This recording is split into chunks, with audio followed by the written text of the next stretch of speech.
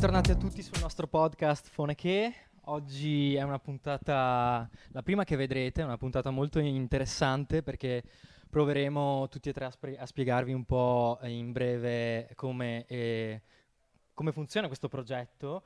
E siamo qui in compagnia con Alberto, che è un po' il mio padre, il mio antecessore. Siamo qui, noi siamo i tre borsisti del progetto GEA della Fondazione ENAC Veneto qui a Feltre. Io sono Samuele, sono il borsista di rete, appunto, che ha preso poi spazio e il ruolo qui dopo Alberto. E invece Veronica, che avrete modo di conoscere fra poco, è la mia collega, la borsista di Immersione. Prima di tutto vorrei chiedere, ragazzi, a uno di voi due se potreste in breve spiegare cos'è questo progetto GEA, intanto cos'è questo acronimo GEA e a chi si riferisce, se sta funzionando, come vi è sembrato poi anche lavorandoci dentro, se vi ha dato anche dei begli stimoli negli scorsi mesi, ecco. Vi faccio un po' di domande così io poi adesso sto zitto. Vado io cominciando innanzitutto vi ringrazio ragazzi perché è sempre bello tornare in ENAC. Appunto io ho iniziato il percorso da borsista, poi mi sono spostato, ho lasciato il testimone a Samuele, che figlio putativo in questo caso, non so bene come definirlo. Allora, il progetto GEA, il progetto Generazione di Energia in Azione, è parte di una più grande sperimentazione che la Regione Veneto ha deciso di far partire sul territorio regionale. È la prima volta da sempre che la Regione e gli enti accreditati alla formazione della Regione provano a ragionare in un modo diverso sull'occupazione giovanile, cioè sul come aiutare le persone tra i 16 e i 29 anni che non stanno studiando, che non stanno lavorando, che stanno cercando lavoro o anche che non lo stanno cercando, a trovare un'occupazione, a trovare una strada nella vita e a rafforzare alcune competenze che servono per, per trovare anche una qualche forma di stabilità. I vari progetti che partono sono divisi su aree geografiche. Il progetto GEA si concentra sulla zona del Bellunese e del Feltrino. Generazione di energia in azione perché si vuole appunto andare a riattivare e a generare nuove energie in questo territorio. Un territorio molto particolare, molto strano, molto bello e molto ricco, e che in questi mesi si stanno vedendo anche i frutti di cosa vuol dire aiutare delle persone, supportare delle persone nel costruire un proprio percorso di vita.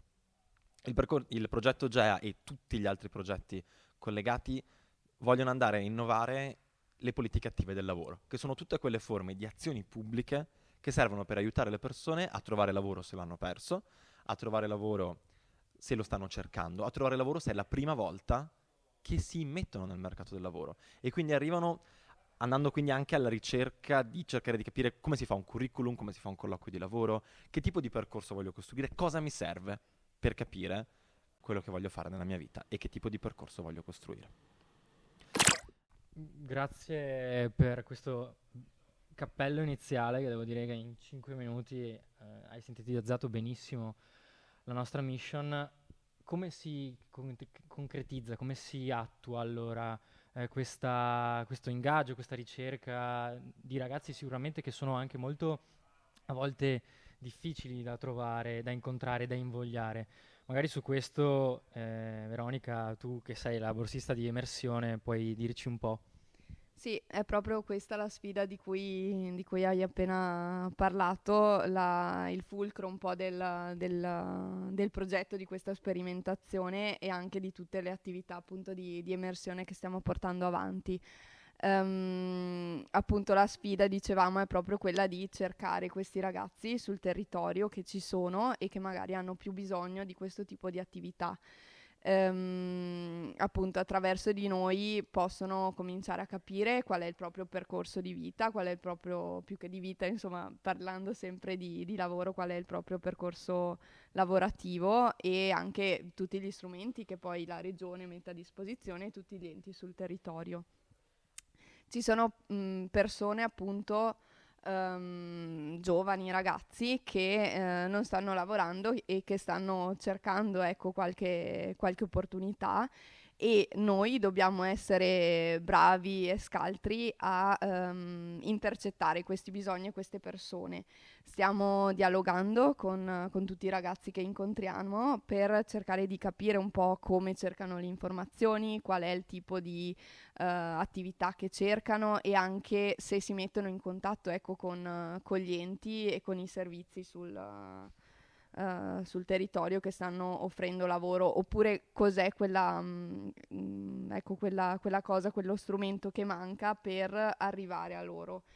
E appunto principalmente stiamo dialogando, stiamo provando sia tramite i social, sia tramite la comunicazione offline, sia tramite il passaparola, il far crescere sempre di più la nostra rete in modo da farci conoscere e arrivare appunto ai giovani sul territorio.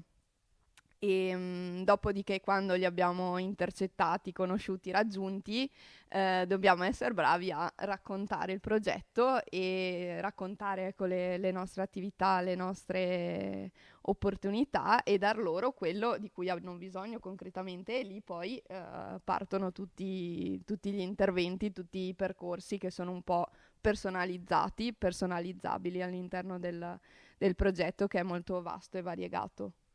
Quanti e quali interventi ancora il progetto GEA può offrire qui a Feltre e a Belluno?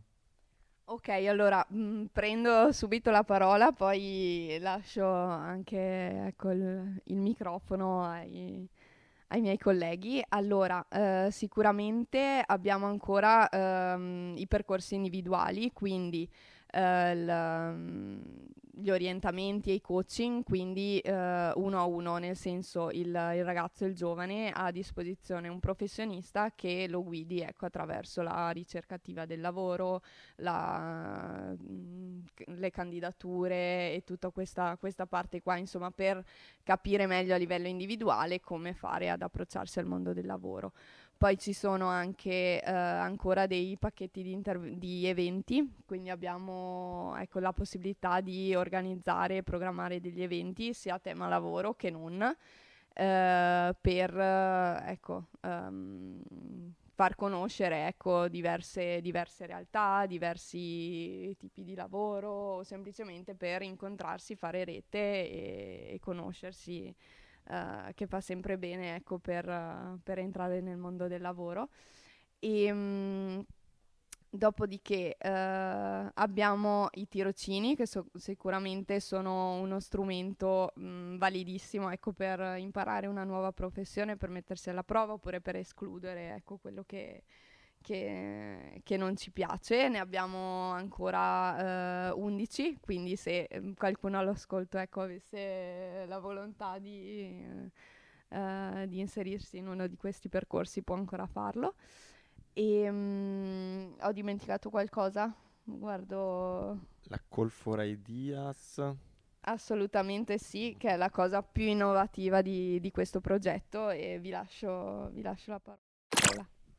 Beh, di Call for Ideas, sì, se ne può parlare per qualche minuto perché secondo me riveste la parte più sperimentale di questo progetto e la parte che sta più a voi, la parte che sta più alla volontà, all'ingegno, ai desideri e ai sogni nel cassetto dei ragazzi a cui noi ci offriamo con i nostri servizi tra i 16 e i 29 anni, e in questo caso tra i 18 e i 29. Questi progetti, di cui appunto ne stiamo avviando il primo qui a Feltre, devo dire che è una figata pazzesca. Di questi 3 progetti che ancora vorremmo avviare da qui, diciamo partendo magari gennaio, febbraio fino a maggio, offriamo un grande sostegno a dei gruppi di 4 o di 6 persone, di 6 ragazzi, che avendo un'idea in comune, che ne so, un evento musicale, un murales da dipingere, una mostra, un sentiero, come ci diceva Alberto, le proposte sono delle più fantasiose e vaste possibile. Noi non abbiamo limiti su questo, offriamo anche qui dei professionisti che possano aiutare i ragazzi a realizzare, a valorizzare la loro idea e che gli insegnino anche quello che chiedono. Sta a voi capire cosa volete fare, se è un concerto magari come costruire un impianto audio, come creare le grafiche, come saper usare dei programmi audio, luci, oppure anche adesso come stiamo facendo delle riprese cinematografiche. Tante altre idee che ancora io non so, aspettano anche un po' il vostro interesse, e oltre che alla docenza e all'affiancamento di grandi e validi professionisti, noi offriamo anche un altro supporto con un budget di 4.000 euro per altre spese varie ed eventuali. Quindi sulle Call for Ideas, sui progetti che noi destiniamo a voi come progettatori stessi, magari sì, abbiamo un accento in più, perché secondo noi sono la parte più coinvolgente che possiamo offrire ai ragazzi, e su questo appunto in questi ultimi pochi minuti che ci rimane magari ripasserei la parola ad Alberto e Veronica per chiedergli come nei prossimi mesi potranno contattarci, e attraverso che canali, attraverso dove ci possono trovare, insomma, come possiamo essere noi reperibili e come possiamo affiancarci ai ragazzi. Beh, assolutamente direi dai canali dove state vedendo questo video o questo audio, magari lo state ascoltando ecco solo in versione audio, per cui ci trovate su YouTube, sulla pagina di ENAC Veneto, su Instagram, sempre ENAC Veneto, e Spotify. Dopodiché potete contattarci direttamente, quindi all'email feltre@enacveneto.it, oppure trovate i contatti, i numeri di telefono al sito istituzionale. E ecco, quindi raggiungeteci, fateci tutte le domande che volete e troverete sempre qualcuno ecco, che è pronto a rispondervi, a darvi tutte le informazioni del caso. Ho dimenticato qualche contatto, qualche Campanella, canale. iscrizione, Ecco. follow e like. Detto questo, grazie Alberto, grazie Veronica, è stata una bellissima puntata, la puntata pilota, e a questo punto vi lasciamo al prossimo episodio che uscirà prossima settimana. Grazie. Grazie. Grazie. Buona serata. Ciao.